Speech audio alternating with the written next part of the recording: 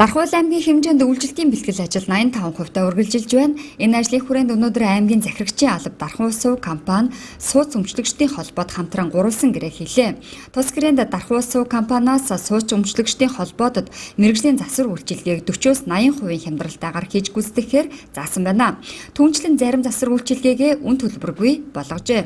Урд нь Дархуул Сувг компани сууц өмчлөгчдийн холбоод хамтарсан гэрээ байгуулж засварын ажлыг гэрээний хүрээнд гүйцэтгэдэг байсан.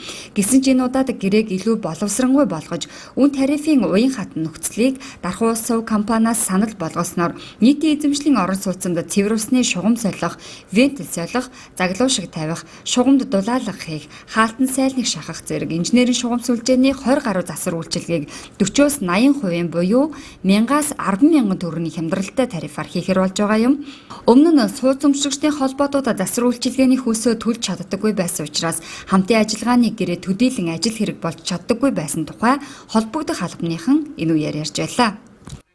Хуучин гэрээндээ бол ерөөсө төлбөр тооцоог бол усууг төлнө гэсэн үг гэсээр л болохоос биш яг ингээд ажлын төрлөөр нь задлсан тариф мөрддөг байсан.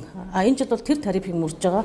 Энэ тариф нь болохоор яг Монгол улсад нийтийн аж ахуйн салбарт нийтийн аж ахуйн усны байгууллагуудад мөрдөж байгаа тарифаасаа бид нар 40-80% хямдруулад энэ тарифаа цөөхтөгөө зөвшөлдсөд цөөхтөгөө тохиролцсны дагуу захирлын зөвлөөрөөр батлуулаад тэг мөрдөж ажиллахаар болж байна.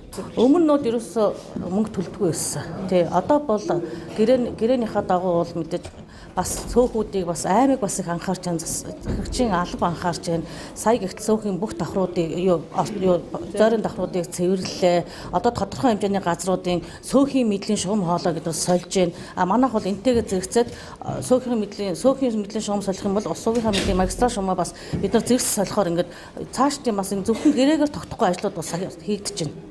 Ийхүү гэрээ хийгдснээр сууц өмчлөгчдийн холбоод шугам хоолой гэмтлээ цаг алдалгүй мэргэжлийн байгууллагаар засварлуулж урдын жилүүдэд тулгардаг байсан орцноос уурс авсах ямар нэгэн эвгүй үнээр үнэртэх зэрэг бэрхшээлүүд үгүй болно хэмээн холбогдох мэргэжилтнүүд үзэж байна. За энэ гэрээний онцлог нь бол нэгдүгээр цөөхийнхөө үйл ажиллагааг дэмжих зорилгоор одоо мэргэжлийн баг тухайн одоо цөөхийн шугам хоолойг бол засч өгөх тарифыг бол ерөнхийдөө 40-80% хүртэл өмнө нь үйлчилжсэн тарифаас хямдруулж байгаа. За ингэснээр бол одоо нэгдүгээрт бол цөөхүүд маань бол засвар үйлчилгээгээ мэргэжлийн байгууллагуудаар хийлгэх, хоёрдугаарт бол одоо мэргэжлийн бус хүмүүсээр хийлгэж одоо дахиж чанаргүй одоо шугам хоолой хийгддэг. За тэгээ одоо орц ангилд маань одоо бохир үнэртдэг. Тэр асуудлууд бол тодорхой хэмжээгээр буурнаа гэсэн зорилгоор бол энэ ажлыг бол зохион байгуулж байна. Мөн Орос улсны оршин суугчид сууц өмчлөгчдийн холбооны ажлыг сайн ойлгодоггүй, сарын хураамжаа цаг тухайд нь төлдөггүй зэрэг асуудлууд үргэлж яригддаг.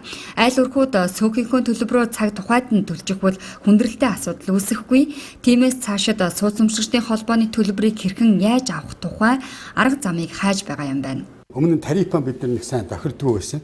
Тэгээ манай аймгийн засаг даргын хамгийн газар аймгийн захирагчийн албанаас цөөхүүдийн үйл ажиллагааг дэмжиж мэргэжлийн байгууллагуудад одоо ингээд гэрээ байгуулж байгаа, оруулсан гэрээ байгуулж байгаа. Эдгээр өөрөө өөрсдөө бас хариуцлага хүлээж ийн гэсэн үг.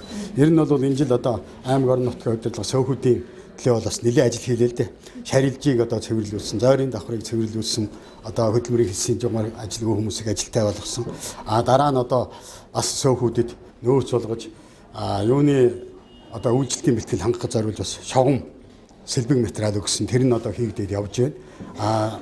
Одоо энэ бол 5 дахь ажил байгаа. Ингээ сайн ингээ 3 дулаантай гэрээ байгуулсан, 4 дахь ажил ус өвтэй гэрээ байгуулж байгаа бол 5 дахь ажлыг бол бид ингээ хамтраад хийгээ явж байна.